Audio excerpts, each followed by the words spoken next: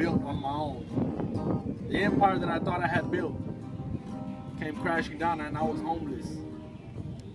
Now, being homeless wasn't the worst part. It was being in a whole nother city where you can't even look at your face in the mirror anymore. Where the sight of your own face made you sick. Because everything in your life that you had done, you had hurt people in your whole life. You didn't have anybody to count on. You didn't have no one to lean on. I was backed into a corner. I was inside of a place where 14 people lived in a drug-infested home where the rats overruled the people. And I ended up face down on the floor that had urine, feces of other animals. And I remember sitting on the chair, and I kept on apologizing.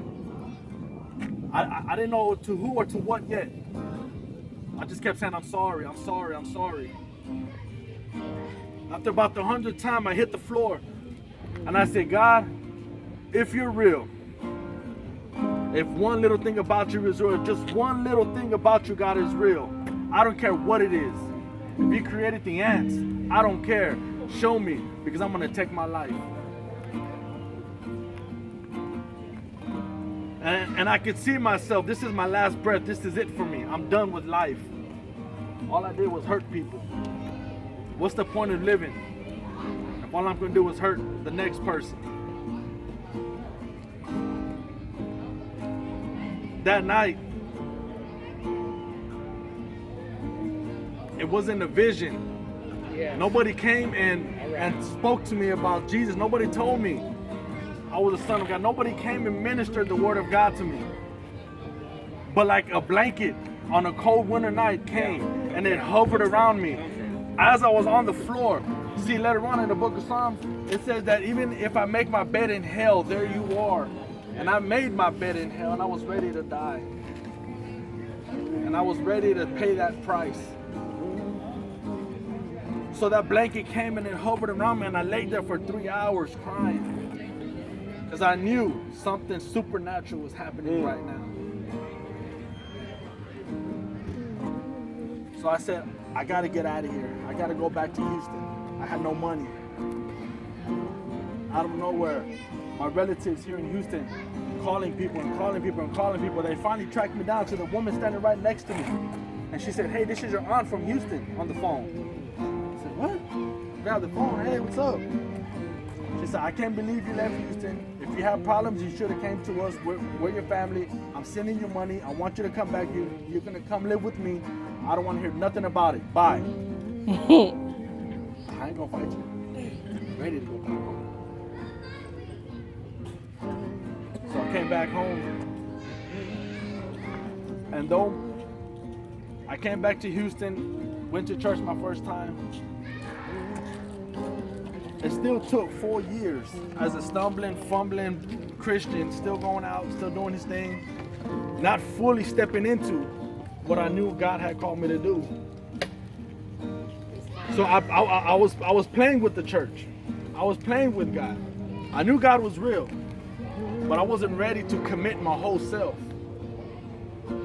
So after about the 4th year, after a failed marriage, things started getting serious for me. I wasn't getting younger. I wasn't getting smarter. I was at an in-between. So I finally, one day after a whole nother story, I got released from jail one night. I got arrested. And they cut me loose. They said, I don't want to see you around here again. The charges I was facing could have crippled me and crippled my chances of being with my son. But the arresting officer came in the room and said, I'm not putting up with your attitude tonight. I want you to get out of here. I've never heard of that before in my life. I've never heard of a friend or anybody to have gotten sent home from the station as they're getting processed. He threw away my paperwork and sent me home. That morning, I woke up with my son next to me.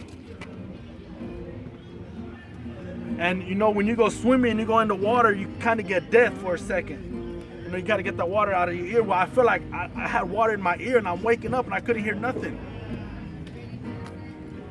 But I did hear a voice. That voice said, you can either come home to your son or you don't. Now, coming from a culture where children are growing up without fathers, coming from a culture of children growing up in broken homes, that's not what I wanted for my son. That's not what I want for my son. So things got a little bit further. I asked God that night, I said, God, surround me with men that can hold me up. Surround me with men.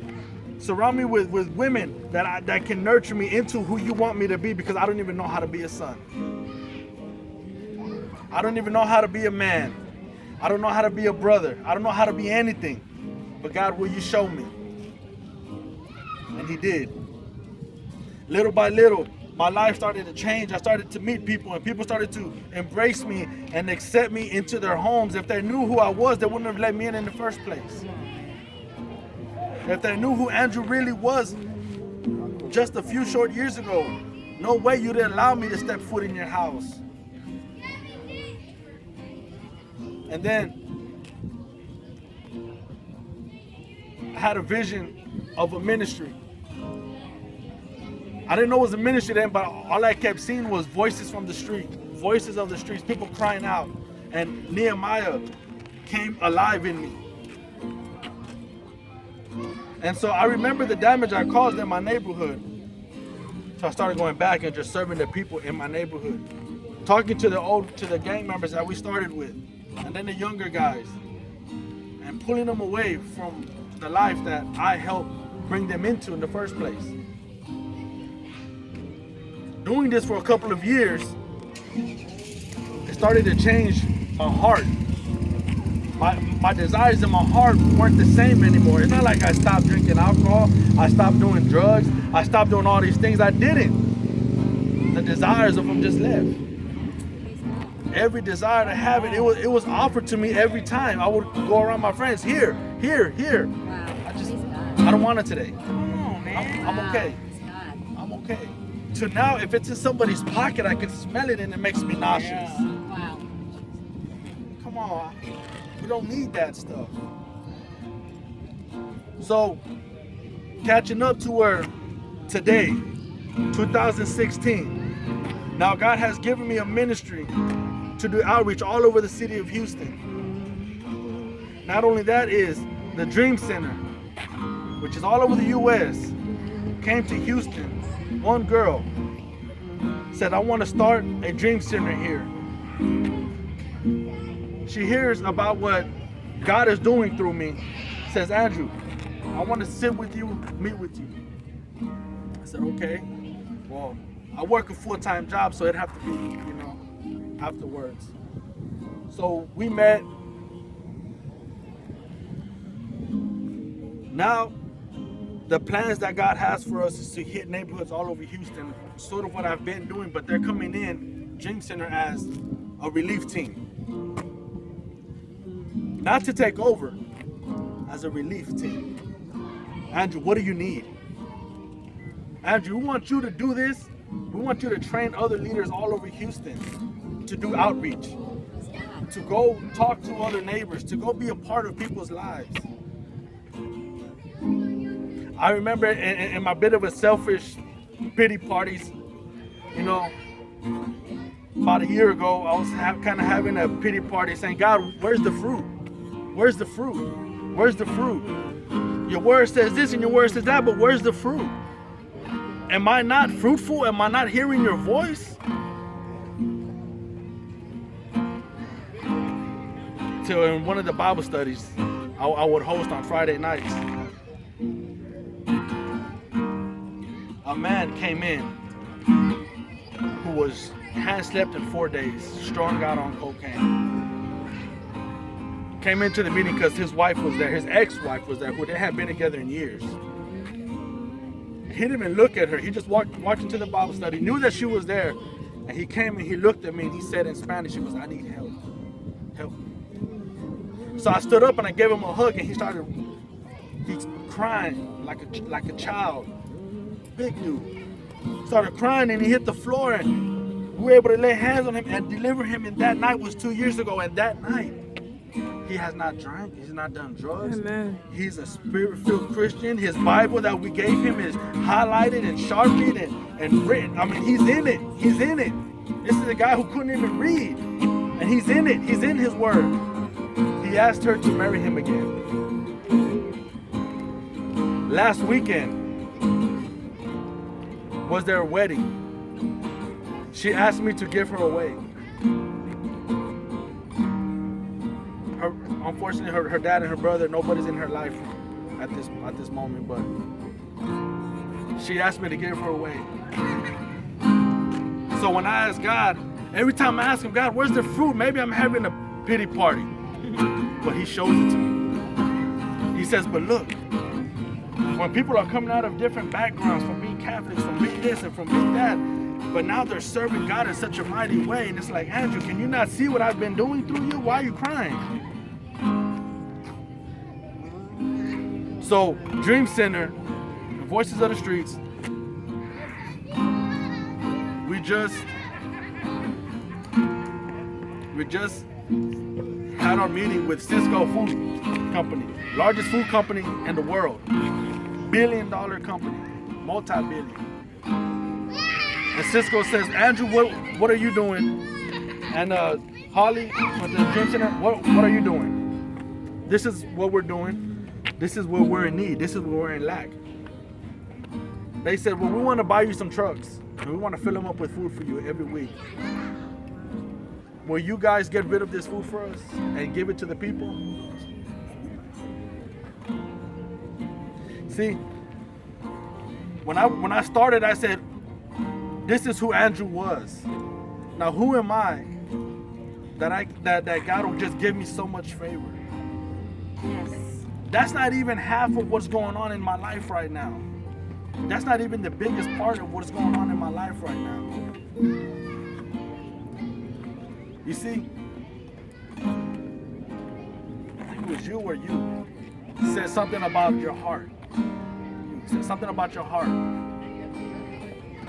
If you can totally surrender your heart, whatever that means to anybody, just totally surrender your heart. God will give you divine favor. That's favor I never even heard of before. And it's the type of favor that you don't deserve, that you ain't done nothing for. When you give him your heart, God owns everything. You think he's tripping about rent? You think he's tripping about a car note? Man, he'll give it to you. What are you willing to give him? Now, I struggle and I fight and I got battles just as hard as anybody else. And it hurts me every day. But by the end of the day, I know that I am a son. That my Father loves me. The biggest testimony that I can share is a couple of days ago. My son tells me, or about a week ago, my son tells me, Dad, my best friend got stung by a bee, a wasp. He said, I prayed for him, Dad. Praise God. I laid hands on him, Dad, and I prayed for him. And in 2 seconds, he had no more pain. Wow. That's God. Now, when I say, God, where's the fruit? Yeah. Yes. Amen. Everything else in my life, Wow. this is the fruit. Wow. Wow. Praise God.